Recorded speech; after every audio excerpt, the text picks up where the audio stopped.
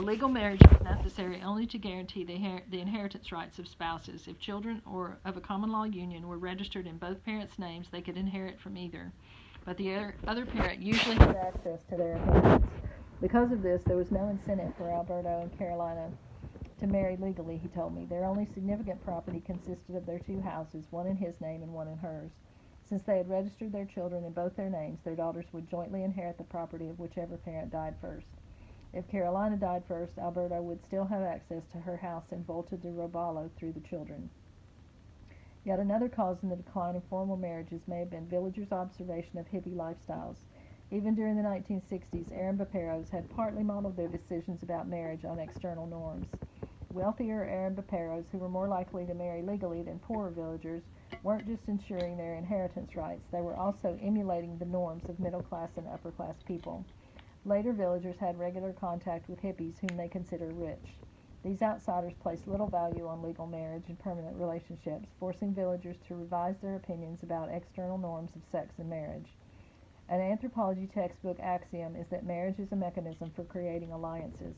Social ties beyond the particular spouses in the old Arambepe, only formal marriage had created obligations between spouses and their families. A common law spouse was not one's husband or wife, but one's man or woman. In-law relationships came only with formal marriage. To avoid marriage was to avoid the extended social obligations, particularly to the wife's family, that accommodated the legal bond. More people were avoiding marriage and hence social obligations in the 1980s than in the past. Certain social conventions did act to support stable common law unions. For example, customs about naming children could be used symbolically to strengthen a union. Parts of each parent's name could be incorporated into their children's. For instance, the children of Aldo and Odette, who had a long-term common law relationship, included Alzette, Valdette, and Crispina. Only the name of Crispina, a twin, did not combine her parents' names. Twins always got mythical names like Cosma and Damiana, or Crispum, Crispina, and Crispiana. The naming system symbolically separated twins who rarely survived as a pair from other children.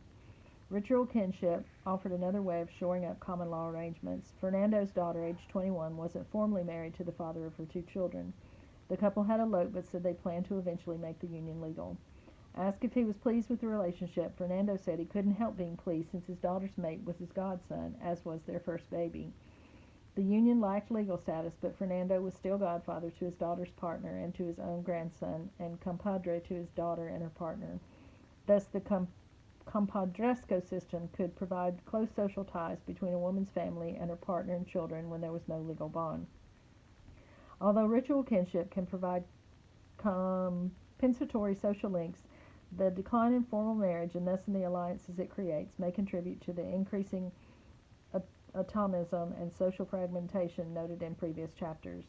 There were already signs of this in the 1980s. In-law links between fishing crew members had decreased along with kin ties. However, yet another change, a reversal of the sex ratio, so that males now outnumber females, may help counter the pressures toward marital instability. This surplus of males reflects the final factor, immigration, that helped change marriage and household composition in Arambepe between the 60s and the 1980s.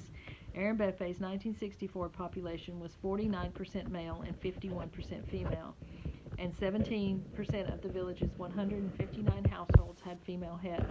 By 1980, in the sampled area south of southern Arambepe, there were 164 males and 149 females. Of the 61 households in the survey area, only 4 lacked a co-resident adult male.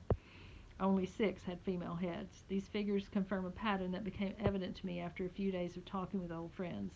Almost all the women who had lacked a permanent co-resident partner in the mid-60s had one by the 1980s. Dora, for example, now lived with an immigrant fisherman from Suipe. Another of our former employees had established a stormy but stable common law relationship with a bricklayer. An expanding and diversifying economy, attracting men to Arambepe, had brought breadwinners to many women, although few of these were formal unions. The social status of women involved had improved markedly. Most had previously been scorned as village prostitutes by other villagers, especially women, because they lived off other women's husbands. With husbands of their own no longer posing a threat to other families, such women as Dora were no longer regarded as whores or prostitutes. They had become ordinary village women. Polygyny, too, had declined because of male immigration. Women's greater economic prominence, coupled with the surplus of adult men, may preserve marital and household stability despite opposing pressures.